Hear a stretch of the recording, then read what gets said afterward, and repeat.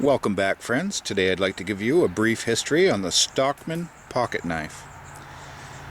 It's kind of hard to pin down the exact history on this, but this is what I could gather.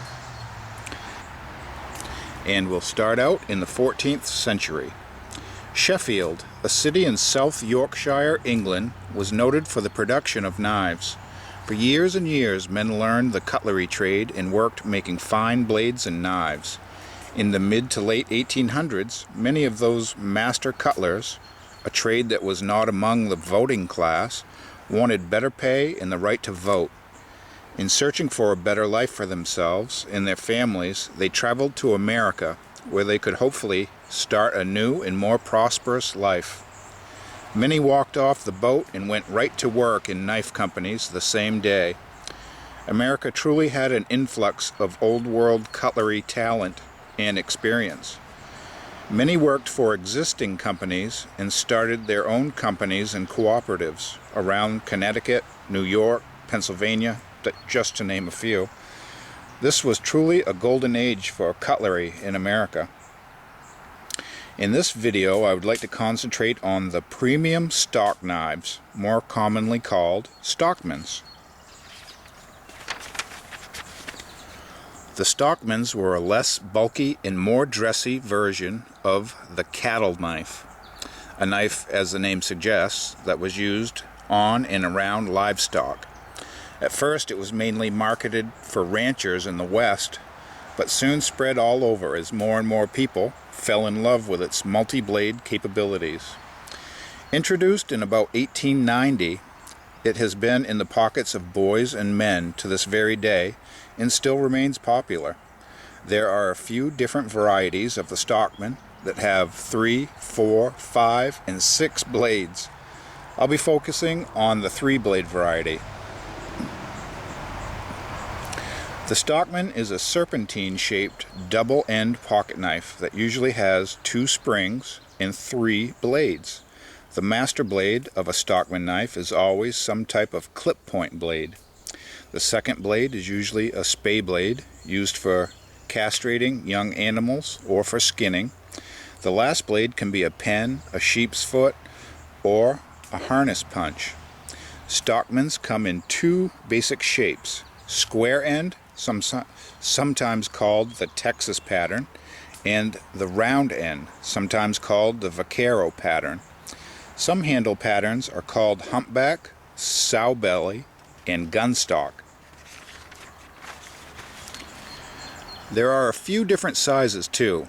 Anything under 3.5 inches closed is called a junior premium stock knife, or junior Stockman. The next size up is the medium Stockman, followed by the larger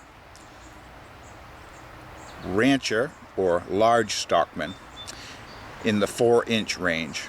Even larger sizes follow that as well. Many handle materials were used on these, such as pearl, genuine stag, horn, celluloid, wood, metal, bone, and plastics. Here are some of my different brands, sizes, and colors of Stockmans. Okay, we'll start with my old-timers. That is the most complete example I have of the different sizes of the Stockmans and styles. And as you can see right on the bottom here, this would be called the junior size Stockman. And next up we would have the medium size Stockman. And then we would have the large size Stockman. And on top we have, I guess you would call the jumbo size Stockman. There may be a more technical term for the larger size ones, but this is what I have. And you can see there's some slight variations on these. So the rounded bolsters are sometimes called the vaquero style, and all the way up to the jumbo size that has round bolsters. And the square bolsters are called the Texas style, all the way down to our little junior one. So the Levine's Guide calls anything under 3.5 inches a junior stock knife, and this smallest one is actually called the junior Stockman. And it's interesting because Schrade has this as the middleman jack, but it also falls under 3.5 inches, but it's considered a medium size. So you can see none of these rules hold fast and true, but we'll call this the junior size, the middleman, the large, and the jumbo. And these two right here are virtually identical, except for the fact on our secondary blade on this one is a sheepsfoot blade, and the secondary on this one is a serrated blade. So you can see they're virtually identical except for the serrations. And that's just an example of how some of the secondary blades can vary a little bit. Sometimes they even had what they called a harness punch, and that was simply just a punch you could use to poke holes in leather straps, belts, or anything that was made to have a hole bored through it. So these are just alike except for one of the blades. And this one with the rounded bolsters, you can see the main blade is different than the other two. This one has a Turkish clip blade, but again it's the clip blade or a variation of the clip blade, where these ones had just a plain clip point Bowie style blade. But most all your Stockmans have some sort of clip point blade on them.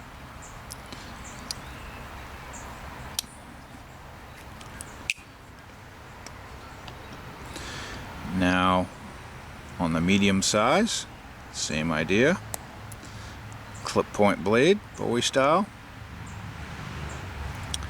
and on the rounded end bolster one we have more of that Turkish clip style blade.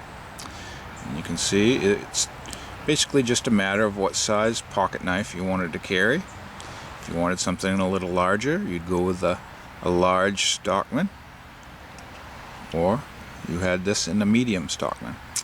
And I don't have an example of this in the junior size.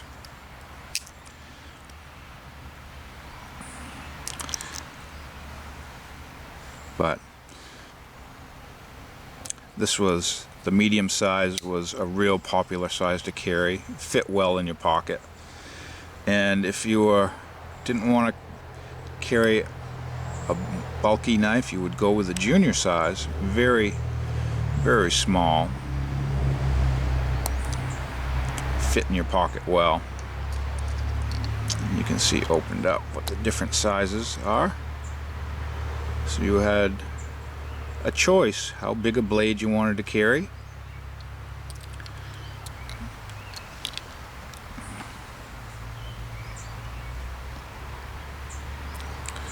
And I guess we could even fit the jumbo in here. So, variety of blade sizes to cover whatever needs you wanted, however big a blade you wanted to carry with you. And this knife, actually, you could buy this with a sheath or without a belt sheath, and it's big enough so it was more convenient to carry on a belt sheath and have that driven in your pocket. Large is pretty much the biggest I'd want to carry in my pocket. But these are probably the most convenient to carry in your pocket. You don't really notice them too much in there. But just a bunch of nice old-timers here. And here are some different size case Stockmans. Down here, the smallest is the junior Stockman. Nice little clip point blade. And on these juniors, usually they don't have the spay blade. They go with the pen blade on these. More of a nice utility knife, kind of a small Victorinox classic size blade. Very handy. And these three are considered medium Stockmans, and so is this, but you'll notice it's a little smaller, and I don't know exactly why that is. In the Levine's guide, this would be considered a junior Stockman because it's under 3.5 inches, but it was sold as a medium Stockman by Case. Very nice. And you can see, again, we have all the different types of handle colors. These are both bone. You can see there's a jigging pattern on that one to kind of simulate antler in a kind of a dark red, or it's actually light red color. This bone has a saw cut pattern on it, so you can see the different color dyes they used in the different jigging patterns they used to give the knives texture. All add character to it, and they all the cases have nice shields on them. These two a bit different. This knife was in chrome vanadium or carbon steel, as this junior was in stainless steel. True sharp stainless steel from Case. And these two knives are virtually identical in construction. The color is different, but they're both bone handles. The shields are a little different. The jigging pattern is somewhat different. You can see this, the jigging on this is more grouped in lines or rows, and the jigging on this one is more random. But beautiful bone, real bone covers. And these are both square end, or the Texas pattern, I guess you would call it. This one is in carbon steel, this one is in stainless steel. The secondary blade on this one is a pen blade. The secondary on this one is also a pen blade instead of the spay blade. Our next medium in the Case collection I have here is a round end, or the Vaquero pattern, and you can see the main blade is in the Turkish sheepfoot blade, and that's just mineral oil beaded up on there. I'd wipe it off, but just showing you the blade example here. It's all ready for storage. You can see this one doesn't have a shield, but it has engraved bone, Case in USA, on each end of the bone side cover. And again, we have a saw cut jigging pattern, I guess, on the bone scales. And this is a chrome vanadium or carbon steel bladed version, medium. And a lot of times I'm noticing if it has the rounded bolsters, it'll have the more slender Turkish clip point blade. And I don't know if that has any rhyme or reason, or if that's just a coincidence. And here is it's a large, and it almost borders on the jumbo size Stockman, and it's the same, from the same line as that medium Stockman there, as the Case emblems on each end of the bone instead of a shield, saw cut pattern. And this is chrome vanadium, and this has the Bowie style clip point blade on it. and the secondary blade on this one is the Spay blade. And I'm not sure if they actually spay animals on the farms or ranches nowadays with an actual spay blade, or if they have some other process they do that with. But aside from that, these are wonderful skinning knives, and this part of your spay blade is not sharpened, so it's a very safe blade. It has a very slight point on it, and you can really get in there and separate the skin or hide from the meat without poking through your hide and ruining it. So Case had some beautiful varieties of their Stockmans, and they still do today, and they're probably my most colorful of the bone handle Stockmans that I own. Here we have some knives made by Camillus. These ones on this side are actually sold under the Camillus name. These ones are made by Camillus but are sold under different brands. This is sold under the Remington brand. This is I believe the Craftsman and Sears, and these two are K-bars, but they all were made by Camillus Knife Company for the different other companies. And you can see this Remington is a little bit bigger than all the rest, and that borders in between the large size and jumbo size. All of these ones are all large Stockmans, all about 4 inches long.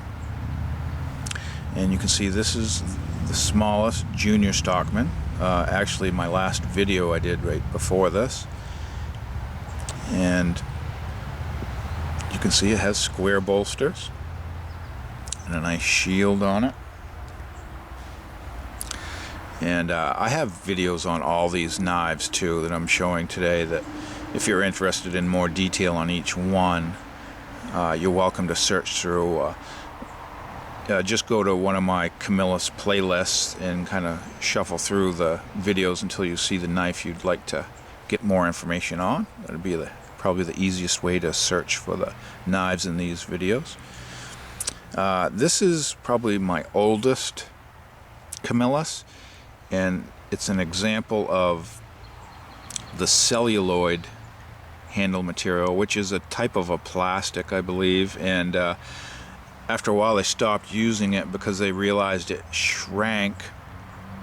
As you can see here, the gap in between the bolster and the cover, it shrank as it outgassed. It gave off gases, actually, that it actually helped corrode knives, and it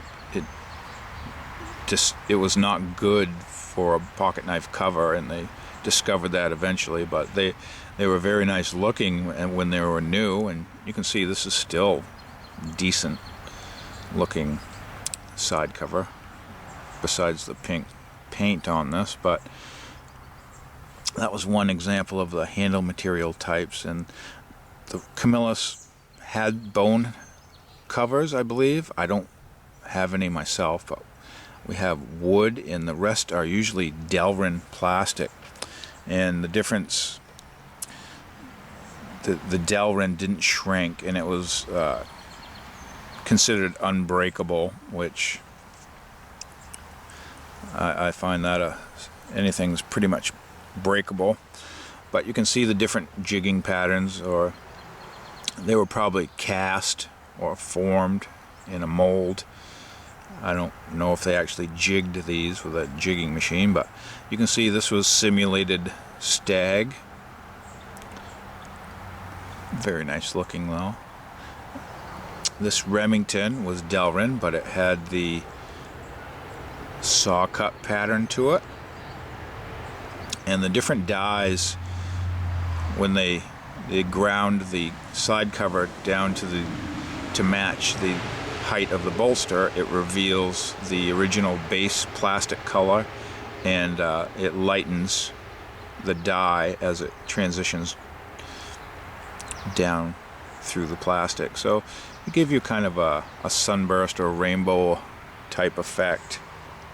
You can see this one was a wood, and I don't recall if this was ebony or rosewood or walnut or what that was, but it made very nice side covers, and you can see they actually use brass bolsters on this one, which makes a very nice looking knife. And again, here's a K-bar, and it used the Delrin plastic, but this is more of like a peach seed type jigging. Very nice and unique. And it dressed up just a plain plastic a little bit, simulated more expensive real bone or antler material, made it more affordable.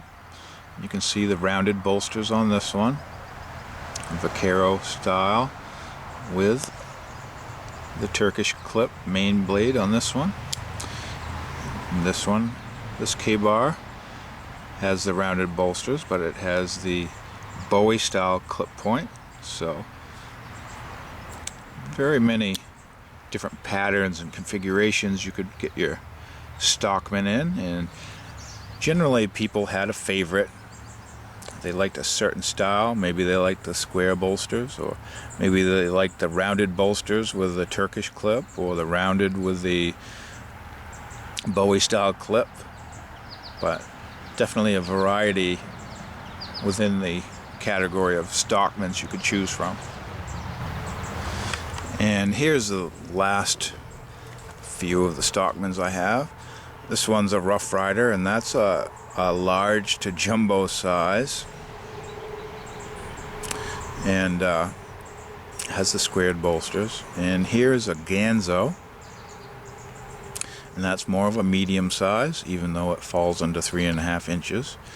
And here's a couple large buck knives, and you can see the different handle covers. And the Ganzos and the bucks are unique compared to all my other Stockmans, as they have 3 springs as opposed to the 2 springs most of the other ones have. And each blade has their own spring, which it makes for your blades, they fit in there without having to be crinked or bent over. As on a lot of Stockmans, you'll see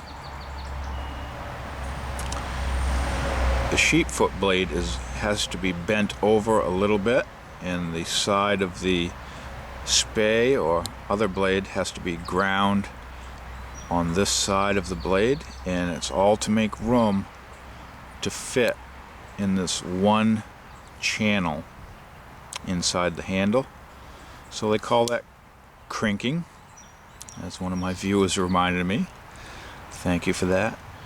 But you can see it looks like it's bent. To the uninformed, they might think that, oh, my knife got bent somehow, but that's okay. That's how it was designed. It's perfectly normal. Still cuts great. But it's unique that the bucks decided to get away from the 2 spring design and give each blade their own spring. And you can see that the sheepfoot blade is straight as an arrow on this one. They didn't have to bend or crink the knife to fit in its own channel, which I suppose it probably cost more in materials for the extra spring, but it saved time in the knife making process of fitting the blades precisely, because it would take some talent to make these blades fit together, and the goal is not to have any blade rub, which Stockmans are notorious for having blades rub on each other and leave little scratches on the adjacent blade. But the goal was to have all of the knives in the handle not touching and lined perfectly, which that took some skill and it took some time. So I can see Ganzo and buck, and these two large bucks are USA made, so they've adopted that at the buck factory to, I'm assuming, save labor, where you can pretty much just slap these together, 3 springs, and they line up without much human intervention, I'm guessing. But here's a couple Uncle Henrys. This is the large size, and the bottom one is a medium size. You can see the differences. We have square Texas pattern bolsters on the large with a Bowie style clip, whereas the round bolster Vaquero style has a Turkish clip. And they have Delrin plastic handles, and all the Uncle Henrys had this type of handle with a simulated stag. I almost believe they called it stag lawn. Very attractive, but very much more cost effective than real antler stag horns. So you can pretty much tell an Uncle Henry when you see that handle cover material. And here's just a couple more examples of large Stockmans from Schrade. Here's they're both Delrin plastic. One is a yellow Delrin, and the other one is a simulated ivory or whale tooth Delrin plastic that they used to put the scrimshaw on. Both with the clip point Bowie style and square bolsters. And here are a couple knives from old Cutler, from Colonial Knife. You can see one is a large Stockman, and it has actually that nice match strike nail pull, gives it a little extra design. And the bottom one is a medium size, and it has the rounded bolsters, and again it has that Turkish clip style clip point blade, and a lot of the rounded bolster designs have that Turkish clip blade, and it makes a nice sleek little knife, very handy. And on the square bolster ones, that gorgeous clip point Bowie style blade. So that pretty much wraps up my Stockman collection in brief history, and it's one of my all-time favorite patterns. I love having all 3 knives in one package. It was pretty much the original multi-tool design in a sense. Your